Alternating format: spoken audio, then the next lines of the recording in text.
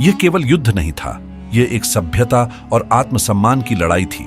यह संघर्ष था हिंदवी स्वराज्य की रक्षा का, मराठा शौर्य बनाम मुगल सत्ता का।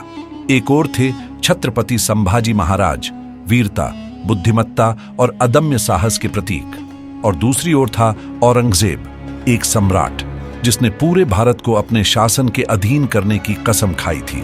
लेकिन यह लड़ाई केवल दो राजाओं के बीच नहीं थी, यह थी स्वतंत्रता और अधीनता की टकराहट। यह थी धर्म और स्वाभिमान की रक्षा के लिए दिया गया सर्वोच्च बलिदान। आज हम जानेंगे उस वीर योद्धा की कहानी जिसने अपने अंतिम क्षणों तक झुकना स्वीकार नहीं किया, जिसने अपनी मिट्टी, अपने धर्म और अपने स्वराज्य के लिए सबसे क्रूरतम यातनाएं सही, लेकिन दुश्मन के आगे सिर नहीं झुकाया। यह कहानी है छत्रपति संभाजी महाराज की, जिनका बलिदान इतिहास के पन्नों में अमर हो गया। छत्रपति शिवाजी महाराज के वीर पुत्र संभाजी महाराज एक ऐसा नाम जो केवल मराठा साम्राज्य ही नहीं बल्कि संपूर्ण भारत की स्वतंत्रता की भावना का प्रतीक बन गया। अपने पिता की वीर गति के बाद संभाजी महाराज ने न केवल मराठा साम्राज्य की बागडोर संभाली बल्कि उसे और अधिक शक्तिशाली बनाया। उन्होंने अपने पराक्रम और रणनीति से मुगलों, पुर्तगालियों और अंग्रेजों को चुनौती दी। लेकिन दूसरी ओर मुगल सम्राट औरंगजेब के लिए यह असहनीय था। वह जानता था कि जब तक मराठा साम्राज्य जीवित है तब तक दक्षिण भारत पर उसका पूर्ण नियंत्रण स्थापित नहीं हो सकता, और यही कारण था कि उसने एक के बाद एक योजनाएं बनाई, संभाजी महाराज को हराने की, मराठों को मिटाने की। उसने अपनी विशाल सेना को मराठा किलों पर आक्रमण करने भेजा, अपनी कूटनीति से उन्हें तोड़ने की कोशिश की, लेकिन हर बार उसे निराशा ही हाथ लगी। संभाजी महाराज केवल एक महान योद्धा ही नहीं बल्कि एक चतुर रणनीतिकार भी थे। उन्होंने औरंगजेब की विशाल सेना के सामने गुरिल्ला युद्ध नीति अपनाई और मुगलों को कई बार करारी शिकस्त दी। उनकी सेना ने मुगलों के काफिलों पर हमला किया, उनकी रसद काट दी और एक के बाद एक किले फिर से अपने अधिकार में ले लिए। कई वर्षों तक चले इस संघर्ष में मुगलों को अपार हानि उठानी पड़ी। पराजयों से बौखलाए औरंगजेब के लिए अब यह सिर्फ एक युद्ध नहीं रहा, यह उसकी प्रतिष्ठा का प्रश्न बन चुका था। उसने किसी भी कीमत पर संभाजी महाराज को समाप्त करने की ठान ली। उसके हर कदम के बावजूद मराठा शेर अपने स्वराज्य की रक्षा के लिए हर मोर्चे पर डटे रहे। लेकिन इस संघर्ष की आग में एक षड्यंत्र पक रहा था, एक ऐसा विश्वासघात जो इतिहास के पन्नों में काले अक्षरों में लिखा गया।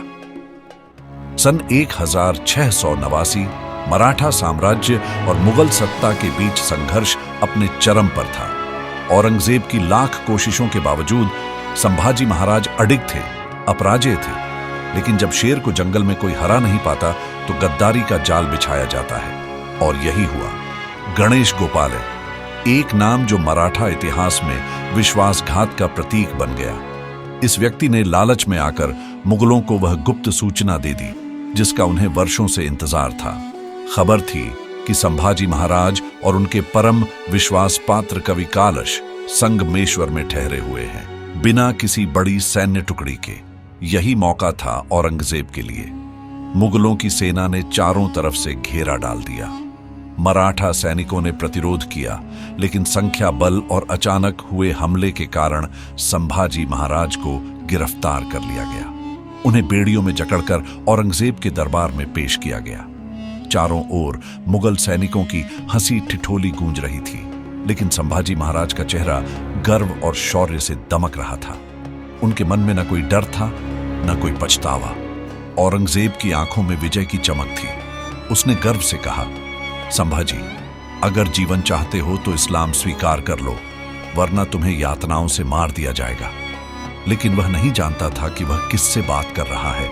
संभाजी महाराज ने बिना झिझक, बिना भय केवल एक वाक्य कहा, हम मर जाएंगे लेकिन धर्म नहीं छोड़ेंगे। यह शब्द नहीं, यह मराठा शौर्य की अमिट लकीर थी जिसे मिटा पाना औरंगजेब के लिए असंभव था। लेकिन यह तो केवल शुरुआत थी। असली परीक्षा अब शुरू होने वाली थी। गुलामी स्वीकार करने वाले हजारों होते हैं, लेकिन इतिहास में वो अमर होते हैं जो अपने आत्मसम्मान के लिए मृत्यु को गले लगाते हैं। संभाजी महाराज उन्हीं में से एक थे। औरंगजेब ने सोचा था कि यातनाएं देकर वह मराठा शेर की हिम्मत तोड़ देगा, पर उसे नहीं पता था कि वह किसी साधारण योद्धा से नहीं, बल्कि उस वीर से टकरा रहा है जिसके रक्त में शिवाजी महाराज की विरासत बह रही थी। संभाजी महाराज को क्रूरता की सभी सीमाओं से गुजारा गया। उनकी आंखें फोड़ दी गईं, उनकी जीभ काट दी गई ताकि वे अपनी आवाज तक न उठा सकें। उनके नाखून तक उखाड़ दिए गए। लेकिन क्या वे झुके? नहीं। क्या उन्होंने धर्म बदला? कभी नहीं। 40 दिनों तक चले इन अमानवीय अत्याचारों के बावजूद संभाजी महाराज की आंखों में वही ज्वाला थी, वही संकल्प था। हम मर जाएंगे लेकिन धर्म नहीं छोड़ेंगे। और आखिरकार 11 मार्च 1689 वह काला दिन आया जब औरंगजेब ने इस महान योद्धा को बेरहमी से मौत के घाट उतार दिया। लेकिन वह यह नहीं जानता था कि उसने केवल शरीर को खत्म किया था, विचारधारा को नहीं। संभाजी महाराज की शहादत की खबर आग की तरह फैली। मराठा साम्राज्य में आक्रोश की ज्वाला भड़क उठी। हर मराठा योद्धा की आंखों में सिर्फ एक ही लक्ष्य था, बदला। और यही आग मुगलों के पतन की शुरुआत बनने वाली थी। संभाजी महाराज की शहादत को औरंगजेब ने अपनी जीत समझा, लेकिन वह नहीं जानता था कि यह उसकी सबसे बड़ी हार की शुरुआत थी। संभाजी महाराज की नृशंस हत्या ने मराठाओं के खून में उबाल ला दिया। पूरे मराठा साम्राज्य में बदले की ज्वाला भड़क उठी। औरंगजेब ने सोचा था कि वह अब मराठाओं को कुचल देगा, लेकिन उसने मराठा योद्धाओं की असली ताकत को समझने में भूल कर दी। मराठाओं ने गुरिल्ला युद्ध नीति अपनाई। घने जंगलों और पहाड़ियों से मुगलों पर बिजली की तरह टूट पड़े। संताजी घोरपड़े और धनाजी जाधव जैसे वीर सेना नायकों ने मुगलों के शिविरों पर अचानक हमले किए, उनकी सेना को तहस नहस कर दिया।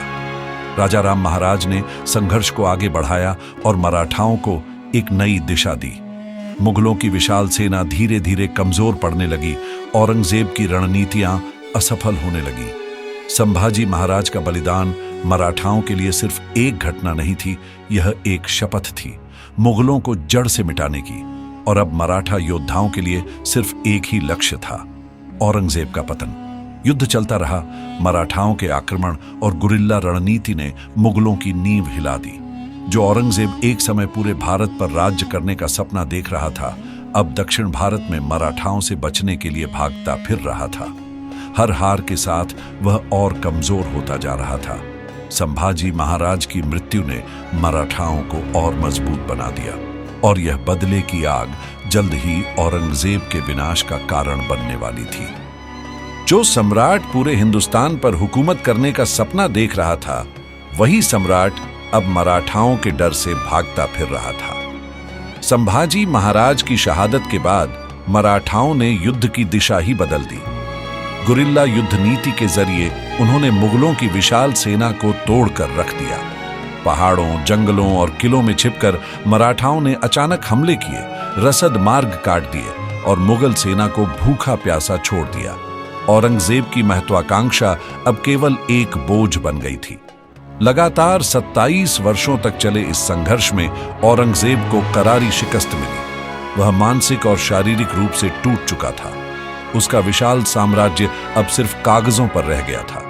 वह जिसे हिंदुस्तान का सबसे ताकतवर शासक समझा जाता था, अब धीरे धीरे अकेलेपन और असफलताओं में गिरता जा रहा था। और आखिरकार 1707 में दक्षिण भारत के अहमदनगर में यह कट्टर शासक अपनी ही नाकामियों के बोझ तले दबकर मर गया। एक ऐसा सम्राट जिसने अपनी पूरी जिंदगी युद्ध में बिता दी, आखिर में खुद ही हार गया। संभाजी महाराज का बलिदान व्यर्थ नहीं गया। मुगलों की शक्ति हमेशा के लिए समाप्त हो गई और मराठा साम्राज्य और भी अधिक शक्तिशाली बनकर उभरा। इतिहास ने गवाही दी, धर्म और स्वतंत्रता के लिए दिया गया बलिदान कभी व्यर्थ नहीं जाता। संभाजी महाराज सिर्फ एक योद्धा नहीं थे, वे एक विचारधारा थे, एक ऐसा ज्वलंत उदाहरण जिसने आने वाली पीढ़ियों को धर्म, संस्कृति और स्वतंत्रता की रक्षा के लिए प्रेरित किया। उनका बलिदान यह सिखाता है कि अत्याचार कितना भी शक्तिशाली क्यों न हो, सत्य और साहस के आगे वह टिक नहीं सकता। उनकी कहानी केवल इतिहास का एक अध्याय नहीं, बल्कि हर उस व्यक्ति के लिए एक प्रेरणा है जो अपने अधिकारों और स्वाभिमान के लिए लड़ता है। संभाजी जिंदा हैं जब तक मराठों का खून गर्म है। अगर आपको यह वीडियो पसंद आया तो इसे ज्यादा से ज्यादा शेयर करें और हमारे चैनल को सब्सक्राइब करें ताकि हम आपके लिए ऐसी ही वीर गाथाएं लाते रहें।